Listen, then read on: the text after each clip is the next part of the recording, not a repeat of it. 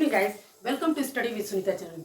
Guys, आज का जो टॉपिक है वाच, ठीक है ना, जो यूपी टेट सी टेट की जो क्लास चल रही है उसमें आज मैं आपको पढ़ाने जा रही हूँ वाच। ठीक है, इसको इंग्लिश में क्या कहते हैं, वाइस।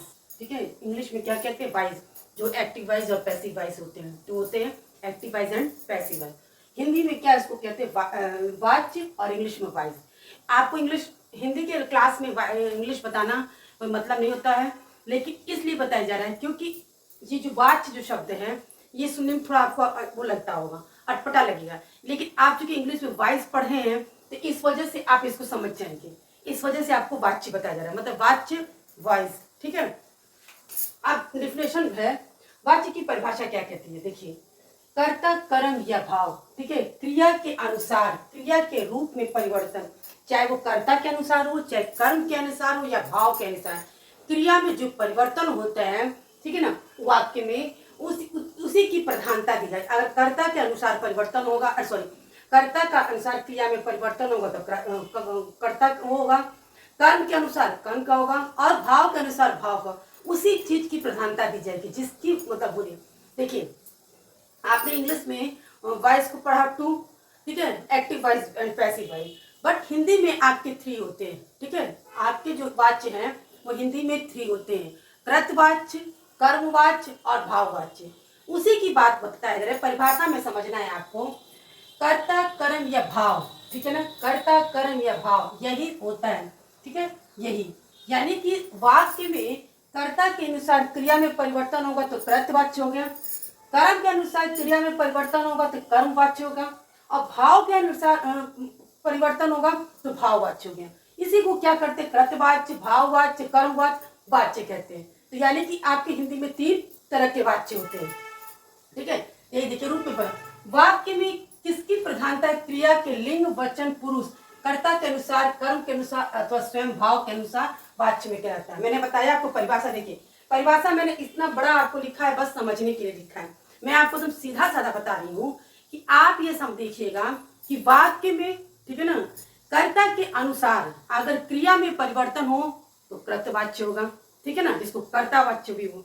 अगर कर्म के अनुसार क्रिया में परिवर्तन होगा तो कर्मवाच्य, और भाव के अनुसार अगर परिवर्तन होगा तो आपका भाववाच्य होगा। ठीक है ना, तो जिसका परिवर्तन जिससे होगा उसी की प्रधानता दी जाती है। ठीक है, जैसे अब देखिए, वाच्य के 3 भेद होते हैं, कृतवाच्य, कर्मवाच्य और भाववाच्य। 3 होते हैं, कौन कौन सा, कृतवाच्य, कर्मवाच्य और भाववाच्य। अब इसको बहुत लोग पढ़ते हैं कृतवाच्य, तो कृतवाच्य कैसे हम पढ़ेंगे, क्या क में री की मात्रा दी है, क में री की मात्रा नहीं दी है, त में री की मात्रा दी, इसलिए इसको कृतवाच्य पढ़ते हैं। ठीक है ना, फिर कर्मवाच्य और भाववाच्य। अब कर्तवाच्य में देखिए क्या होता है, कर्ता, अभी परिभाषा में ही मैंने बता दिया है, यानी कि इसमें जो है कर्ता के अनुसार क्रिया में परिवर्तन होगा। ठीक है, तो इसीलिए इसको कर्तवाच्य करते हैं। क्यों भाई, कर्ता के अनुसार, कृत का मतलब ही क्या हुआ, कर्ता के अनुसार, तो कर्ता के अनुसार परिवर्तन होगा तो कृतवाच्य हो जाएगा। ठीक है, यहाँ पे कर्म के अनुसार होगा परिवर्तन तो हो जाएगा, और यह भाव के अनुसार, जैसे मान लीजिए अगर हम यहाँ लिखे कि राम ने खाना खाया, ठीक है, तो राम ने खाना खाया, तो राम क्या हो गया, आपका पुरुष लिंग हो गया, तो इसके अनुसार। और यहीं पे हम लिख देते सीता ने खाना खाई, तो क्या हो गया, इस कर्ते के अनुसार तो क्रिया का परिवर्तन हो रहा है। अगर राम है तो खाया हो जाएगा, और सीता है, चाहे कोई भी अर्पिता है, कोई भी होगा तो खाई हो जाएगी। तो इस कर्ता की वजह से इस क्रिया में परिवर्तन हो रहा है, इसीलिए इसको क्या करते हैं, कृतवाच्य। यही था आपका वाच्य, यानी कि आपको सिर्फ परिभाषा और मैंने आपको प्रकार बताया। ये आपको समझ के वाच्य का टॉपिक छोटा भी है और बहुत अच्छा टॉपिक है, जिससे क्वेश्चन भी एग्जाम में बहुत आते हैं, और ये थोड़ा आप अगर थोड़ा सा मेहनत करेंगे तो बहुत अच्छे से आसानी से समझ में आए। परिभाषा में ये सब कुछ आपको समझ में आ जाएगा। देखिए, समझ में आ भी गया होगा कि कर्ता, बस इतना सीधा साधा समझिए, कर्ता के अनुसार क्रिया में परिवर्तन, यानी कर्ता की प्रधानता दी जाएगी तो कृतवाच्य, कर्मवाच्य में कर्म की प्रधानता दी जाएगी तो कर्मवाच्य, और भाववाच्य में भाव की प्रधानता दी जाएगी तो भाववाच्य। ये अगर आप समझ लिए तो आगे आपको समझना सब कुछ आसान है। ठीक है,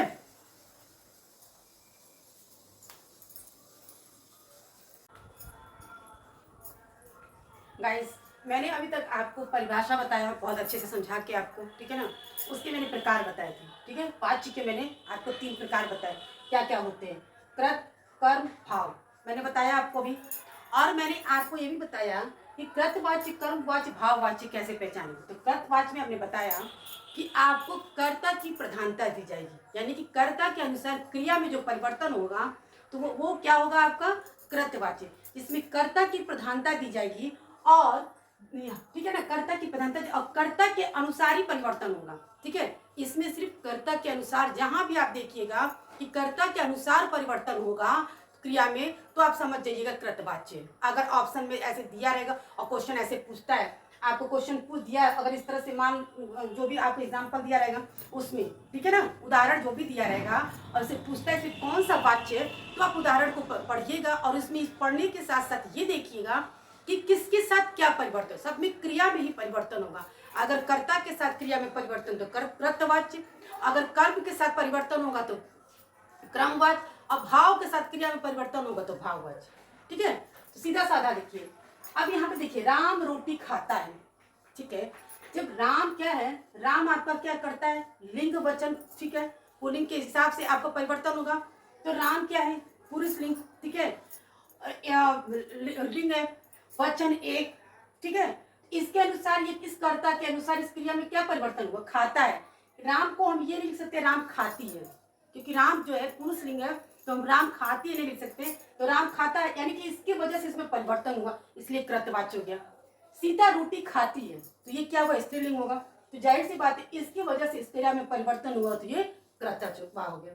तो यही प्रधानता दी गई है यहाँ पे, यही बोला गया है इस कृतवाच्य को कि इसके वजह से, यानी कि इसकी वजह से आपके इसमें परिवर्तन होना ये कृतवाच्य है। कर्ता के वजह से क्रिया में परिवर्तन होना ही कृतवाच्य है, ठीक है।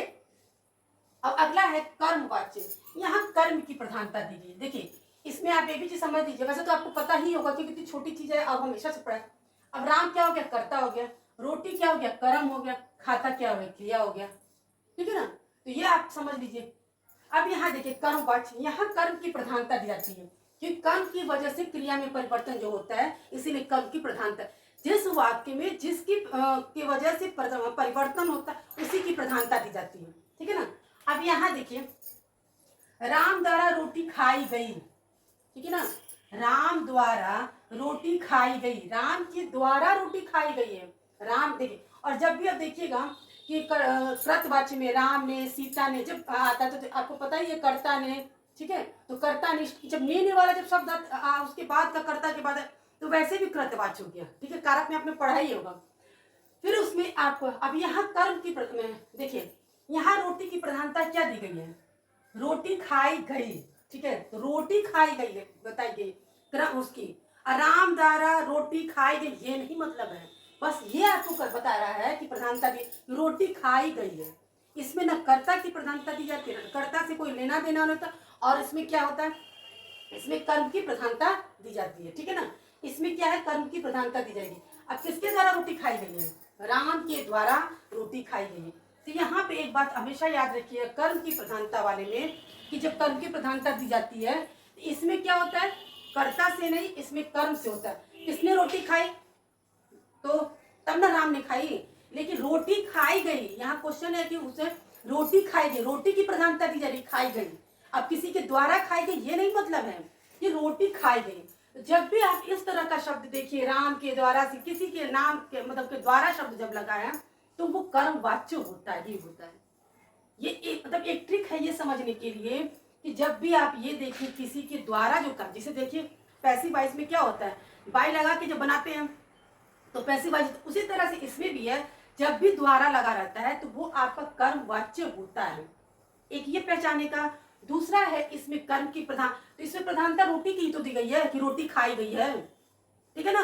अब उसी तरह सीता द्वारा भात खाया गया, अरे भात वही जो पके हुए चावल को बोलते हैं, तो क्या हो गया, भात खाया गया। तो किस चीज की प्रधानता दी गई है, भात खाने की प्रधानता दी गई है, ठीक है ना। अब किसके द्वारा खाया गया इससे नहीं मतलब है, खाया गया है, ठीक है। यहाँ पे तो यहाँ पे है, तो यहाँ पे कर्म वाच्य, तो यहाँ पे देखिए ये हो जाएगा कर्म। किसी जब कर्म के द्वारा क्रिया का परिवर्तन होता है, ठीक है ना, तो वहां कर्म की प्रधानता दी जाती है। अब है आपका भाववाच्य। यहाँ भाव की प्रधानता दी गई है, ठीक है, भाव के द्वारा क्रिया में परिवर्तन। तो इस वाक्य में ज्यादातर आपको, ठीक है ना, ऐसा शब्द होता है कि ऐसा मतलब वाक्य होता है जिसे नहीं चला जाता, मतलब नहीं से मिलता है, और ज्यादातर, ठीक है, इस वाक्य में जाता से ही वाक्य रहता है। करा नहीं जाता, होता नहीं जाता, खेला नहीं जाता, पढ़ा नहीं जाता, इसी तरह का ज्यादातर आपको वाक्य, क्योंकि उसमें वही भाव आता है, ये काम नहीं हो पाता है, मतलब जो आपके भाव होते हैं वही होता है इसमें। तो जैसे राम से चला नहीं जाता, ज्यादातर इसमें नकारात्मक वाक्य होते हैं, ठीक है ना, जो भाव इसमें होता है। तो राम से चला नहीं जाता, ठीक है, सीता द्वारा चला नहीं जाता, इसमें न कर्ता से मतलब है न कर्म से कोई हुआ है, इसमें सिर्फ भाव की प्रधानता दी गई है, ठीक है। इसीलिए मैंने नोट में लिख दिया, कर्ता के सिर्फ जाता है, क्रिया का प्रयोग हुआ है, ठीक है ना, कर्ता के सिर्फ इसमें क्रिया का प्रयोग हुआ है, और भाववाच्य हुआ या कर्म नहीं रहता, कर्ता से कुछ लेना देना नहीं, भाववाच्य हुआ है जो कर्म नहीं रहता और कर्ता से कुछ लेना देना, कर्ता के सिर्फ जाता है क्रिया का, मतलब कर्ता से किया जाता है क्या, वो काम किया जाता है। वो जैसे जैसे इसमें है राम से चला नहीं जाता, तो भाई किससे चला नहीं जाता है, तो राम से, ठीक है ना, तो वही कह रहा है कि कर्ता के सिर्फ जाता है, मतलब ज्यादातर आपको इसमें जो शब्द मिलेगा क्या होगा, नकारात्मक टाइप के, उस भाव में ये काम हुआ नहीं जाता, हंसा नहीं जाता, खेला नहीं जाता, पढ़ा नहीं जाता, इस तरह के जो वाक्य होते हैं वो भाववाच्य होते हैं। इसीलिए कहा गया कर्ता के सिर्फ जाता क्रिया का प्रयोग हुआ, मतलब जाता ज्यादातर ये शब्द आया है, ठीक है ना, तो क्रिया का मतलब जाता वाला जो शब्द है वो कौन सा क्रिया है, तो ये इस तरह का ज्यादातर प्रयोग होगा, और ज्यादातर नहीं वाले नकारात्मक होंगे, तो इसमें होता है ये भाव होता है, खेला नहीं जाता, पढ़ा नहीं जाता, तो कौन कहे, तो कर्ता से, ये होता है आपके भाववाच्य। अब आपको इसी में हम परिवर्तन बता देते हैं। अगर देखिए लिखा है कि आपके राम रोटी खाता है, तो ये कृतवाच्य है। अगर हमने इसी को लिख दिया कि इसी में परिवर्तन, यहाँ मैंने कर दिया कि राम द्वारा रोटी खाई जाती है, ठीक है, खाई गई है, जैसे इसी को राम द्वारा रोटी खाई गई, तो इसको आपने द्वारा लगा के अगर वो बना दिया तो ये हो गया कृत, वो हो गया कर्मवाच्य, ठीक है ना। ये थे आपके वाच्य का जो चैप्टर, ठीक है। बस इसमें अगर देखिए कृत से कर्मवाच्य में अगर परिवर्तन करना होगा, अगर परिवर्तन होता है, जैसे ये उदाहरण है राम रोटी खाता है, तो आपने क्या है, ये इसका कर्ता का प्रभाव है, इस पे कर्ता की वजह से क्रिया में परिवर्तन है, तो आप समझे कृतवाच्य है। लेकिन हमको इसको किसमें, क्योंकि बदला जा सकता है, बदलता है, ठीक है ना, परिवर्तन करना है, तो हमको जब परिवर्तन करना है तो कृतवाच्य को कर्मवाच्य में, तो हम ये भी लिख सकते हैं राम द्वारा रोटी खाई जाती है, तो जहां पे हमने ये बोल दिया कि राम के द्वारा की जाती है, चाहे सीता द्वारा की जाती है, चाहे किसी के द्वारा की जाती है, तो वहां कर्मवाच्य, तो उसको वही कृतवाच्य को हम कर्मवाच्य में बदल देते हैं। गाइस ये आज का जो वीडियो था वाच्य, ठीक है, ये चैप्टर आपको मैंने बहुत अच्छे से समझा दिया और पढ़ा भी दिया। आपको अच्छे से वीडियो को देखिए और समझिए, आपको बहुत अच्छे से समझ में भी आ जाएगा। और अगर कुछ भी इसमें से पसंद आता है और वीडियो अच्छा लगता है तो प्लीज मेरे चैनल को लाइक शेयर और सब्सक्राइब कीजिए। मिलते हैं नेक्स्ट वीडियो में।